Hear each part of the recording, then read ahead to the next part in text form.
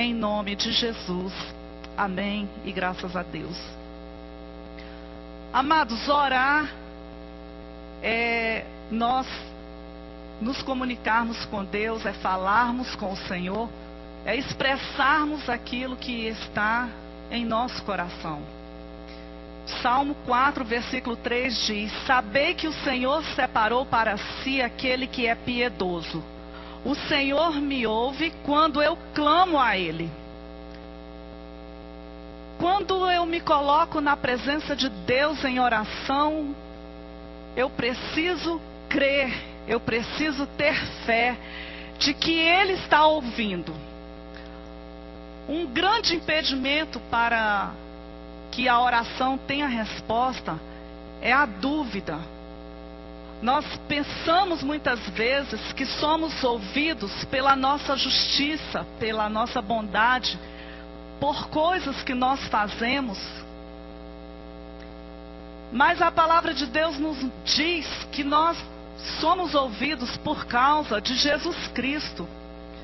Foi Ele que abriu um novo e vivo caminho para que nós pudéssemos nos apresentar diante de Deus. A oração para os filhos de Deus é um grande privilégio. Em Hebreus, no capítulo 4, versículo 16, diz assim: cheguemo-nos, pois, confiadamente ao trono da graça, para que recebamos misericórdia e achemos graça, a fim de sermos socorridos no momento oportuno. Algumas pessoas entraram aqui nesta noite precisando verdadeiramente de um socorro. Isso é muito amplo e é óbvio que pessoas passam dificuldades, mas eu estou falando isso pelo Espírito Santo. Por quê? Porque a sua oração hoje será respondida se você entrar na presença de Deus, crendo confiadamente na misericórdia do Senhor e na graça dele que é liberada para a sua vida. Uma graça que é completamente disponível para os filhos de Deus. O nosso Deus, amados, é um Deus que é acessível. Deus é maravilhoso. Porque antes de Jesus Cristo se oferecer como sacrifício vivo para abrir esse caminho para nós, o povo da antiga aliança precisava de um intermediário. E Deus, Ele se revela na sua palavra como um Deus acessível que deseja intimidade e comunhão conosco. Salmo 65, versículo 2 diz assim: ó tu que ouves a oração, a ti virá toda a carne. Toda e qualquer pessoa que acredita em Jesus Cristo, que acredita na palavra, que confia no Senhor, Deus está disponível para ouvir a oração. Especialmente aquelas pessoas que estão quebrantadas, aquelas pessoas que estão necessitando de um auxílio, de um socorro imediato, aquelas pessoas que têm um coração grato. Deus está acessível ao seu povo. Ó tu que ouves a oração, a ti virá toda a carne. E amados, foi exatamente isso que aconteceu com o rei Ezequias. Nós encontramos aqui nesse segundo livro de Reis, nos capítulos 19 que nós não lemos, e no capítulo 20 que nós fizemos a leitura de 2 versículos, 2 momentos de oração que foram feitas ao Senhor, e nós vemos a resposta do nosso Deus de uma forma amorosa, de uma forma tremenda, onde o Senhor muda a situação. Portanto, eu quero dizer para você que entrou aqui nessa noite e que precisa ver um quadro mudado na sua vida, uma circunstância mudada em sua vida. Creia em um Deus que está pronto para ouvir a sua oração e está pronto para responder. E amados, eu quero falar com os irmãos sobre os aspectos da oração de Ezequias. Não só desta oração do capítulo 20, mas também da oração que ele fez quando ele foi afrontado por Senequeribe. Eu tenho dificuldade para falar o nome desse cidadão. E eu vou começar do capítulo 19, onde o rei Ezequias, ele recebeu uma carta de afronta, porque enviaram mensageiros até ele, dizendo o seguinte: olha, nós passamos por outras cidades, e os deuses das cidades por onde nós passamos não puderam livrá-los das nossas mãos. E o seu Deus, isso afrontando o Deus de Ezequias, também não poderá livrar vocês das nossas mãos. Ele recebeu a carta e fez uma oração, e é sobre essa oração e a outra oração que eu quero compartilhar com os irmãos.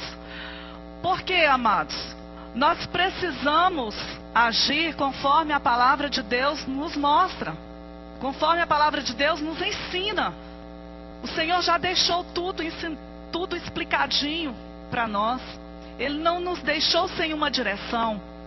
E então, depois que Ezequias ele recebeu essa carta das mãos dos mensageiros, que ele leu, a primeira coisa que ele fez, a Bíblia diz no versículo, a partir do versículo 14 do capítulo 19, que ele subiu à casa do Senhor, estendeu a carta perante o Senhor e orou perante o Senhor, dizendo: ó Senhor Deus de Israel, que estás entronizado acima dos querubins, tu somente és o Deus de todos os reinos da terra. Tu fizestes os céus e a terra. Inclina, Senhor, os ouvidos e ouve. Abre, Senhor, os olhos e vê. Ouve todas as palavras de Senequeribe, as quais ele enviou para afrontar o Deus vivo. O primeiro aspecto da oração do rei Ezequias é que, amados, ele reconheceu a soberania. Ele reconheceu a grandeza de Deus. Ele reconheceu o poder de Deus. E ele entendeu que ele servia ao Deus vivo, ao Deus verdadeiro. E que aquela afronta não se relacionava somente a ele, mas diretamente ao próprio Deus. Será que quando somos afrontados, não é por nossas falhas, não é por nossas debilidades, mas sim porque nós servimos ao Senhor, porque estamos andando na presença do Senhor? Esta afronta que está vindo sobre a sua vida, e você que tem andado na presença de Deus, que tem confiado no Senhor, entenda que quem está sendo afrontado é o Deus Todo-Poderoso. E que você, somente eu e você, precisamos entender que Ele é soberano, que Ele é todo-poderoso, que Ele é o Deus do impossível, e que Ele é quem responde a sua causa. O segundo aspecto aqui da oração, de Ezequias, é que ele orou com humildade. Ele disse, versículo 19: agora, pois, ó Senhor nosso Deus, livra-nos das suas mãos, para que todos os reinos da terra saibam que só tu és o Senhor Deus. A glória quando há uma mudança de circunstância, de situação. A glória, quando o sobrenatural entra em operação para as nossas vidas. A glória, quando Deus muda um quadro de enfermidade em saúde.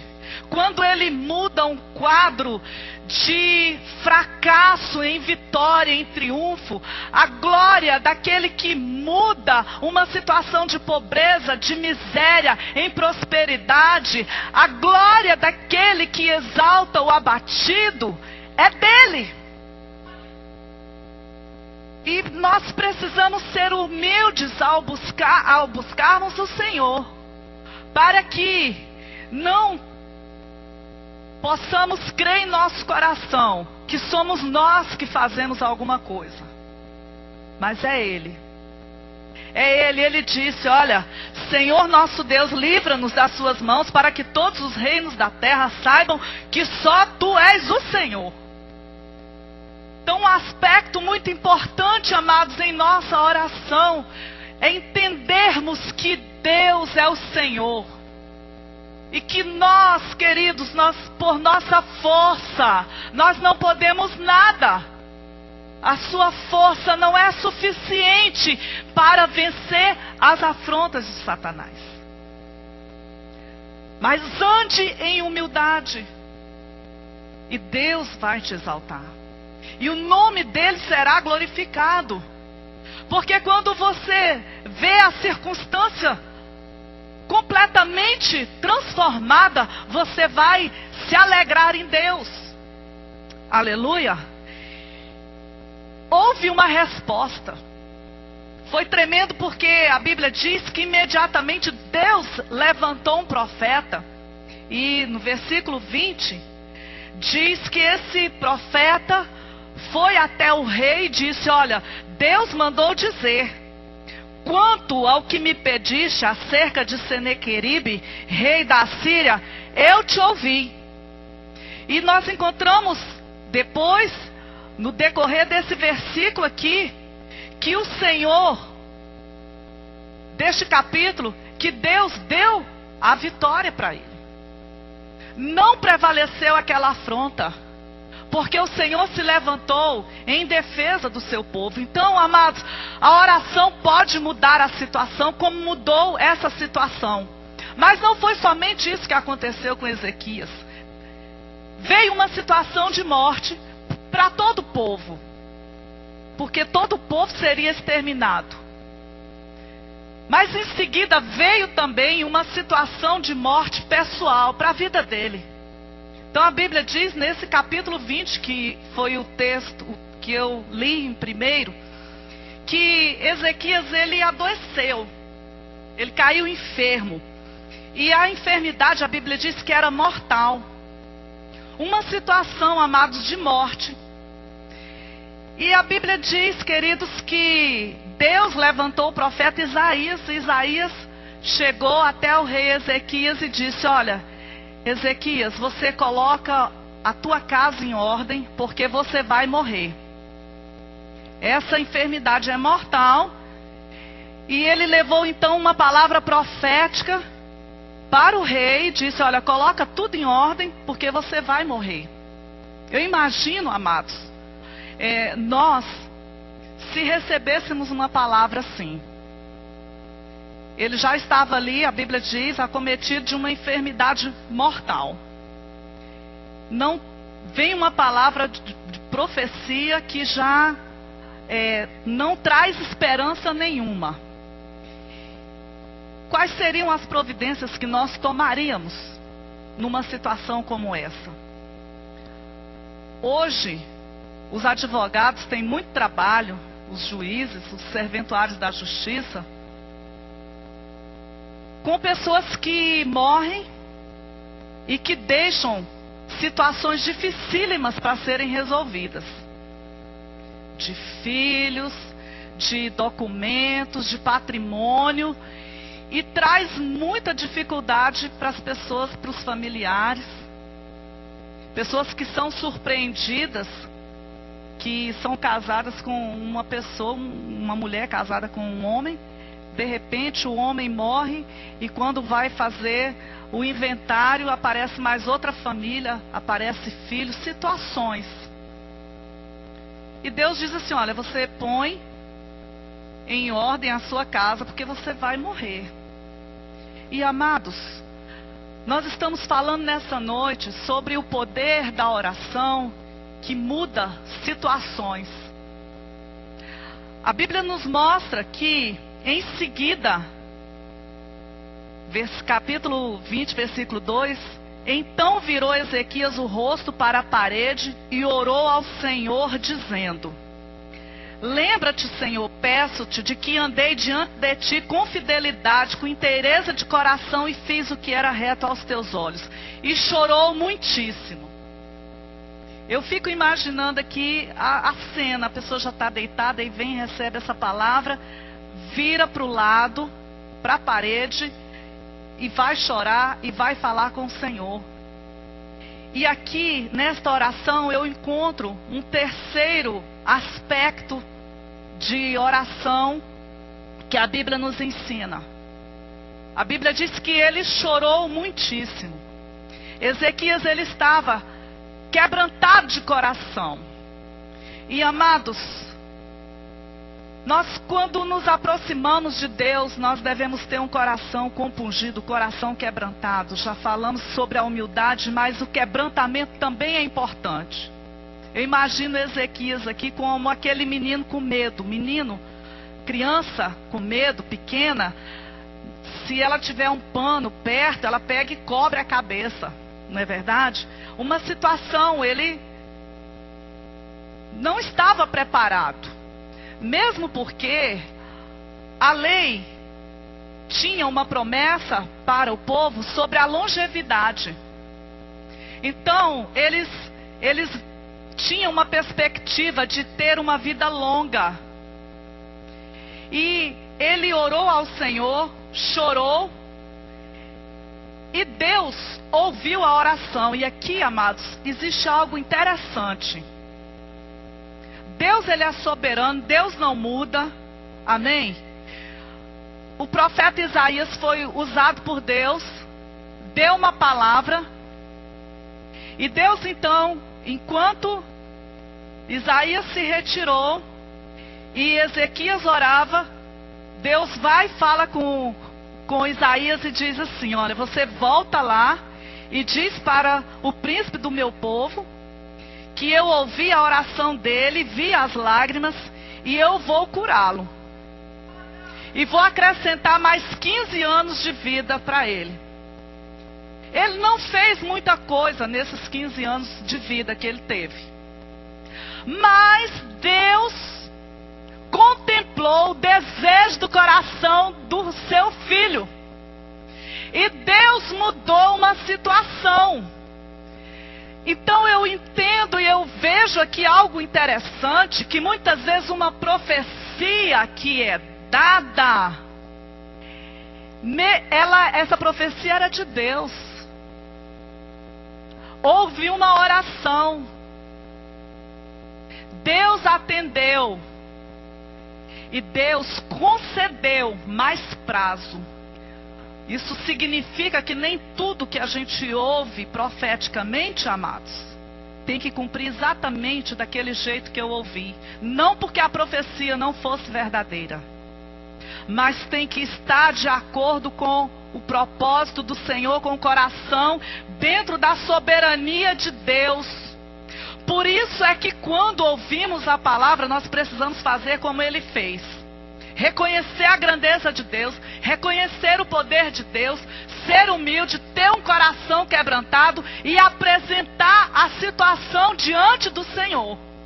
E não se mover enquanto não houver uma direção clara de Deus. Nesse caso aqui, Ezequias se deu bem, porque ele alcançou o propósito do seu coração, ele alcançou. Deus quis abençoá-lo e acabou. Deus é Deus.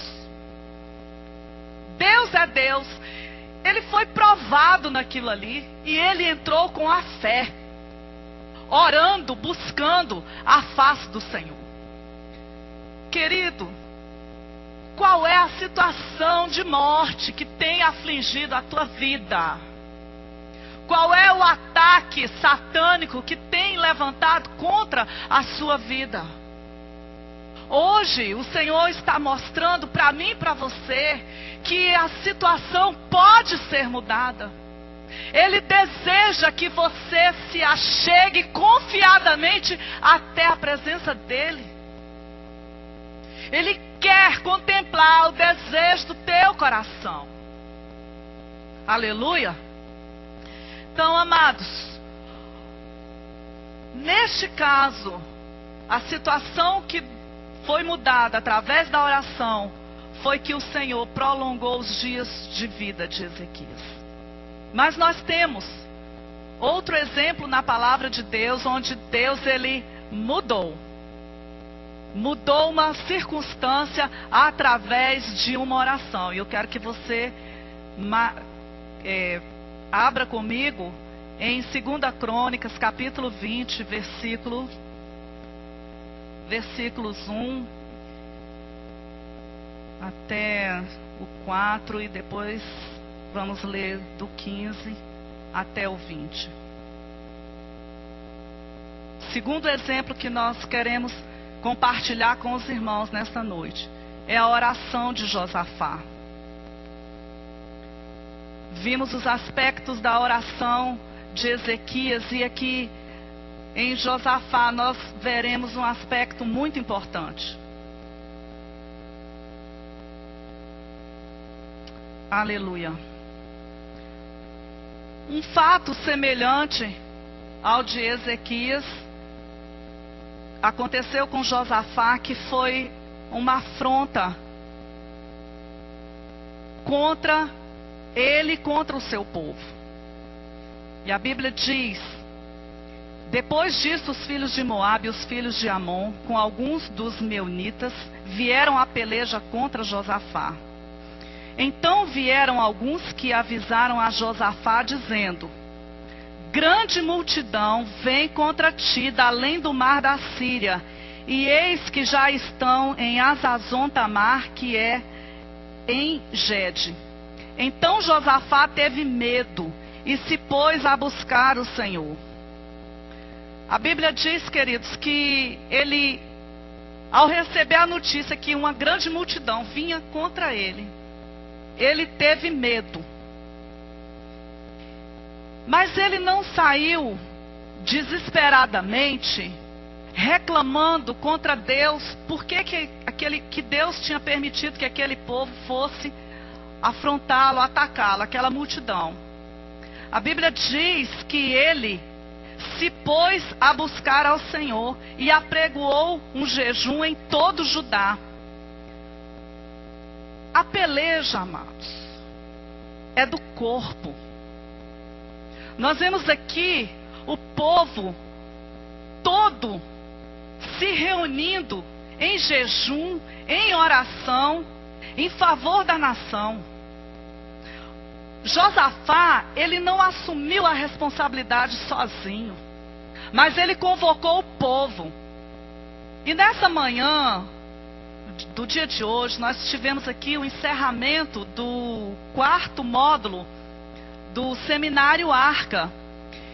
E eu, assistindo aqui a aula com o pastor Rieno, e vendo o que Deus deixou para o povo, para o seu povo, para a sua igreja, uma responsabilidade individual. Todos nós que somos filhos de Deus, que recebemos Jesus, nós temos um chamado em nossa vida para trabalharmos em favor do reino. Não é somente receber aquilo que o Senhor tem nos dado como privilégio de salvação, de termos uma igreja que nos acolhe, de termos amigos. Não, o Senhor deseja mais que nós estejamos envolvidos com aquilo que o coração dele sempre se envolveu, que são as pessoas. E quando eu li esse texto, eu vi, Senhor, ele não ficou sozinho, ele chamou todo o povo, e o povo se congregou para pedir socorro ao Senhor, Não foi Josafá sozinho que foi pedir socorro, não. Todo o povo estava envolvido. Então eu entendo, queridos, que todos nós estamos envolvidos em uma batalha e nenhum de nós, queridos, está fora do mover de oração. Nenhum de nós. Existem dias de oração que marcamos na igreja, mas eu não posso estar nem um dia que tem oração na igreja, nem no dia da oração dos diáconos, nem na terça-feira de manhã, nem na quarta-feira no culto da unção e restauração, nem na quinta-feira à tarde. Eu posso ir em qualquer outro lugar, mas aqui na quinta-feira à tarde eu não posso. Congregou para pedir socorro ao Senhor. Quem tinha sido afrontado foi todo o povo. Foi todo o povo. Eu preciso, irmão, ter essa consciência. A nossa responsabilidade é individual. A Bíblia diz: longe de mim pecar contra o Senhor, deixando de orar por vós. Nós temos aqui uma taça com diversos pedidos de oração que o Senhor tem, pela misericórdia dele, abençoado e respondido. Quantos jejum você tem feito por esses pedidos? Quantas orações você tem feito por esse pedido? Quantas vezes esse ano você orou por esses pedidos? Todo o povo. Todo. Agora, não é sobre isso que eu quero falar. Josafá se dispôs a buscar o Senhor, chamou o povo. Isso aqui é apenas algo que Deus trouxe agora. E Deus está falando. Mas eu quero falar aqui sobre o aspecto da oração dele, de Josafá. Nós vimos a humildade na oração, o reconhecimento da grandeza de Deus, o quebrantamento na oração. Mas nós vemos aqui, irmãos, a sinceridade na oração. Ele disse, versículo 12, depois que ele falou com Deus, como eles estavam andando e tal, mostrou ao Senhor o poder dele, que Deus já tinha realizado, as promessas. Aí ele vem aqui e diz assim: ah, nosso Deus, acaso não executarás tu o teu julgamento contra eles? Porque em nós não há força para resistirmos. Irmãos, dependendo da luta, aqui era uma multidão, uma grande multidão que veio contra este povo, contra Josafá e Judá. Dependendo do tamanho da luta, nós não temos força. Ele foi sincero com Deus. Ele disse: porque em nós não há força para resistirmos. Quantas vezes, amados, a luta que sobrevém sobre as nossas vidas, ela é tamanha, a multidão de demônios que são comandados para afligir as nossas vidas é tamanha que em nós não existe forças para resistirmos. E ele usou de sinceridade com o Senhor. E ele disse mais: não temos força para resistir a essa grande multidão que vem contra nós, e não sabemos nós o que fazer. Você está passando por uma situação como essa, que você não sabe o que fazer? Deus está mostrando para nós nessa noite que Ele pode mudar a situação através da oração. Eu só preciso reconhecer a grandeza dEle, a soberania dEle, buscá-lo em humildade, na sinceridade do coração. E eu quero dizer, queridos, que Deus, semana passada Ele ministrou essa palavra no meu coração, e eu venho remoendo essa palavra. E Deus tem falado comigo porque eu tenho necessitado disso aqui. Há momentos em minha vida que eu não tenho força para resistir. Mas existe um Deus soberano, que é a fonte de toda a glória, de todo o poder.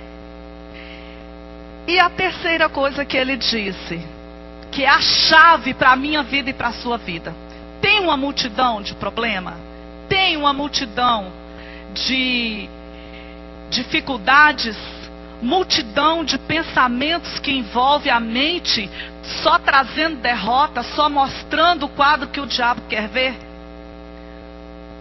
Terceiro ponto da oração dele é a nossa chave, irmãos.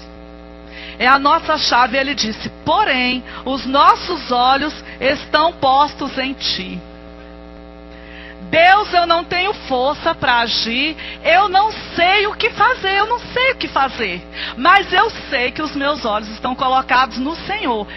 É dele que vem a resposta, é dele que vem o livramento, é dele, amados, que vem a libertação, é dele que vem a palavra de ordem para que o mar abra, para que a tempestade cesse. E, amados, no versículo 15 vem a resposta. Deus responde oração. Deus muda situações. A Bíblia diz aqui, queridos, que o Espírito de Deus, no meio da congregação, tomou o profeta e disse, olha Deus respondendo: dai ouvidos todo Judá e vós moradores de Jerusalém, e tu, ó rei Josafá. A resposta foi para todos, porque todos foram buscar a presença de Deus.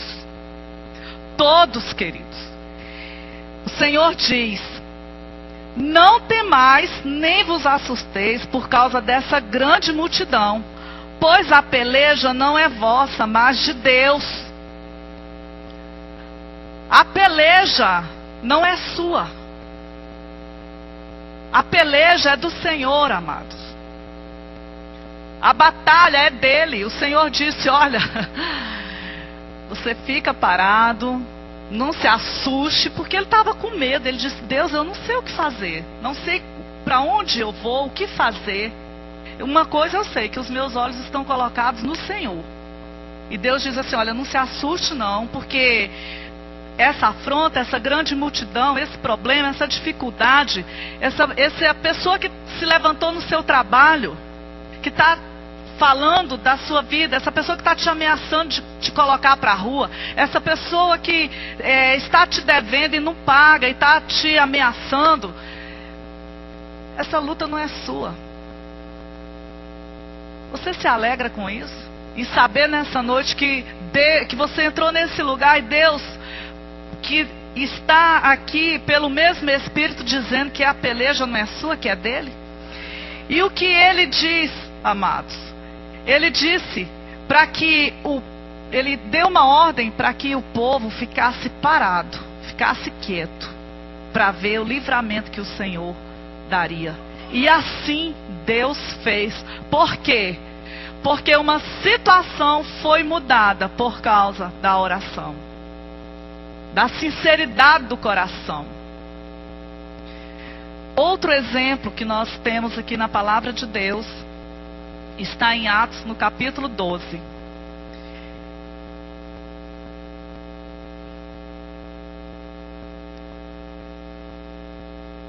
A oração de uma igreja toda orando, e que mudou também uma situação, onde anjos do Senhor foram liberados para trazer vitória para o seu povo. Atos capítulo 12. Por aquele tempo mandou o rei Herodes prender alguns da igreja para os maltratar, fazendo passar ao fio de espada a Tiago, irmão de João. Vendo ser isto agradável aos judeus, prosseguiu, prendendo também a Pedro.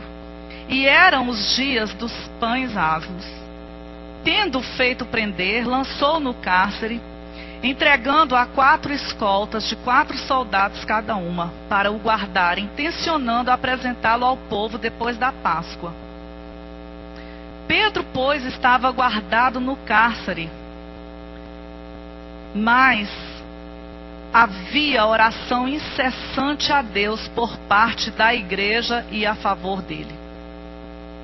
Oração incessante. Irmãos, eu tenho louvado a Deus pela vida de pessoas que têm se colocado na brecha. Porque aqui, uma pessoa que estava pregando a palavra, anunciando o evangelho, foi preso, mas a igreja se envolveu com a dificuldade daquele irmão. E eu tenho louvado ao Senhor pelas pessoas que Deus tem levantado. Eu esqueci de falar da oração antes do culto. Todo domingo à noite, às 18 horas, já tem irmãos aqui orando. Hoje tinha 3 salas de oração. Imagina, irmãos, o que Deus não pode fazer através da minha vida e da sua vida. Se esse mover de oração continua crescendo no meio do seu povo. O povo aqui não saiu para difamar Pedro. Para dizer, olha aí, bem feito para Pedro, ó. Fica aí fazendo a obra, vai ver que ele está de qualquer jeito desconcertado e foi preso. O povo se uniu em oração, porque a causa de Pedro, irmãos, era a causa da igreja. Havia uma grande perseguição contra a igreja primitiva.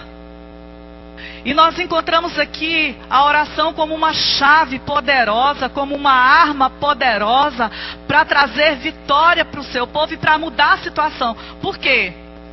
Porque a Bíblia diz que ele estava preso, né? Enquanto a igreja orava, Deus mandou um anjo que foi lá na cadeia onde ele estava. E esse anjo, ele enfrentou, né? Pedro dormia no meio da batalha, ele tinha paz em Deus, ele conseguia dormir no meio da luta, no meio da dificuldade. Ele conseguiu descansar, ele usufruiu ali da presença maravilhosa do Senhor. E ele estava ali, 2 soldados, 2 cadeias, 2 sentinelas à porta, porta de ferro. E tudo isso, irmãos, todos esses obstáculos, eles foram vencidos pelo sobrenatural de Deus. Porque Deus mandou um anjo que iluminou ali aquela cadeia, e ele pegou Pedro e ninguém viu, o portão abriu automaticamente, ele saiu. Pedro achou que ele estivesse até sonhando. Quando ele chegou no meio da rua, o anjo tomou o rumo dele, já fez o que tinha que fazer, foi atender outro servo de Deus, e ele olhou espantado e foi até onde o povo se encontrava, onde a igreja estava reunida orando. E as pessoas não tinham expectativa de que a resposta fosse tão rápida, que nem eles acreditaram que realmente era Pedro que estava lá fora batendo na porta para entrar. A situação de prisão foi mudada. Por quê? Porque a igreja estava orando. E nessa noite o Espírito Santo está nos chamando, queridos, para momentos de oração, para tempos de oração. Você tem um vizinho do seu condomínio que é cristão? Convide para ter momentos de oração. Marque um dia na semana. Junte grupos de 3 pessoas, se você puder, no meio da semana, para orar. Para orar. O povo aqui reuniu para orar. O povo não reuniu para fofocar. O povo reuniu para orar. Se a gente reunir para fofocar, nada vai acontecer. Não tem fé. Nada vai acontecer. Não vamos prosperar naquilo que nós desejamos. Mas reúna para orar. Nós precisamos orar. Está em um tempo, irmãos, que estamos vivendo, que nós precisamos muito de termos comunhão com o Senhor. Nós não sabemos o que vem pela frente. Hoje eu ouvi conversando com uma irmã aqui na igreja, e seu esposo, dizendo da luta, de uma nuvem negra que eles têm lutado, têm buscado, mas existem momentos em que parece que isso que aconteceu aqui com Josafá tem acontecido na vida das pessoas. E amados, nós precisamos realmente manter o fogo aceso sobre o altar e não deixar apagar. a lenha, ela tem que estar queimando no altar. O fogo, ele tem que permanecer aceso no altar. E aí as circunstâncias adversas de nossas vidas, elas serão mudadas pela oração. Nós precisamos crer. Amém? Eu não vou dar todos os exemplos, mas eu quero encerrar com o exemplo de Paulo, que também foi preso. Depois de ter expulsado os demônios de uma moça que tinha um espírito de adivinhação. E ele expulsou os demônios dessa moça, e as pessoas que usavam essa moça, que ganhavam muito dinheiro, elas deixaram de ter essa renda. E elas ficaram furiosas com o apóstolo Paulo. Então, a Bíblia diz aqui no capítulo 16, que eles levaram o apóstolo Paulo e Silas, juntaram toda uma multidão e levaram até a presença das autoridades. E as autoridades então mandaram açoitar Paulo e Silas, e mandaram prender. A Bíblia diz no versículo 23 de Atos 16, deram-lhe muitos açoites e os lançaram no cárcere, ordenando ao carcereiro que os guardasse com toda a segurança. Prenderam os pés dele em um tronco e deixaram lá deles. Irmãos, isso aqui é tremendo, sabe por quê? Porque eles foram presos, não é porque estavam fazendo nada de errado. Eles foram presos porque eles estavam pregando a palavra de Deus, porque eles estavam expulsando os demônios, porque eles estavam libertando as pessoas, porque eles estavam testemunhando do Senhor. E Paulo e Silas, eles poderiam muito bem chegar ali naquele lugar e falar assim: mas Deus, como é que pode um negócio desse? Você não está cuidando direito da minha vida. Isso é muita injustiça comigo, Deus. Eu estou fazendo a tua obra. Eu estou fazendo a tua obra. Eu estou andando nos teus caminhos. Eu estou fazendo o que o Senhor mandou eu fazer. Levar a tua palavra aos gentios. E agora, Deus, como pode eu estar nessa situação aqui, preso, apanhando por sua causa? Desse jeito eu vou deixar de ser crente. Eu vou largar a igreja, vou largar os irmãos. Eu vou voltar para perseguir os irmãos, porque, irmão, crente desviado é só para perseguir crente. Quando você vê crente perseguindo crente, é porque já está desviado. Porque se eu entendo que nós somos um corpo, e que se uma parte do corpo um membro está mal, todo o corpo sofre, então eu não posso perseguir. Porque o meu adversário, a minha luta não é contra as pessoas. Não é? A Bíblia diz que não é contra a carne nem sangue, mas contra os principados e contra as potestades. Então, a Bíblia diz que não foi isso, irmãos, que ele fez. Ele estava feliz. Ele estava dando glória a Deus, ele estava cantando. A Bíblia diz aqui que ele foi, enquanto ele estava preso, olha só, versículo 25, por volta da meia-noite, Paulo e Silas oravam e cantavam louvores a Deus. Por acaso tem alguma Bíblia que está escrito: Paulo e Silas murmuravam e reclamavam contra Deus? Está escrito isso aí? Eles oravam e cantavam. Por isso eu quero te dizer, eu vou encerrar essa mensagem, nós vamos cantar essa música nova, linda, que a gente aprendeu aqui hoje.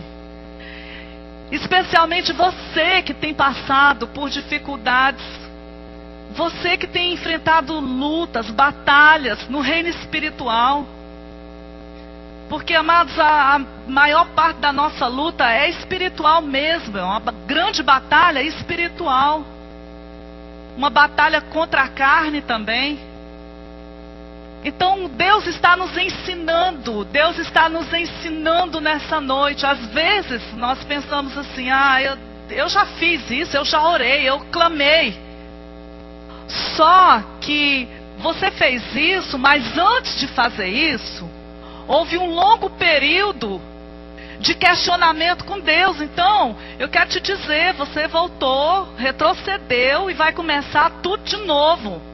E quero te dizer mais, depois que o Senhor der uma ordem a esse respeito e mudar essa situação, outra situação virá.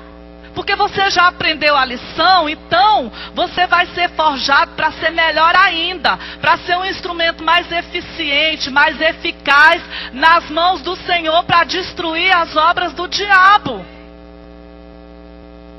E como o Rieno disse nessa manhã, aqui para nós na aula, que, irmãos, nós precisamos experimentar o caminho da cruz, o caminho da morte. Se tem alguma coisa viva, a gente só descobre que a gente está muito vivo quando a luta acontece, quando vem como veio contra Josafá, os inimigos, como Senaqueribe, como contra Pedro, contra Paulo, contra Silas.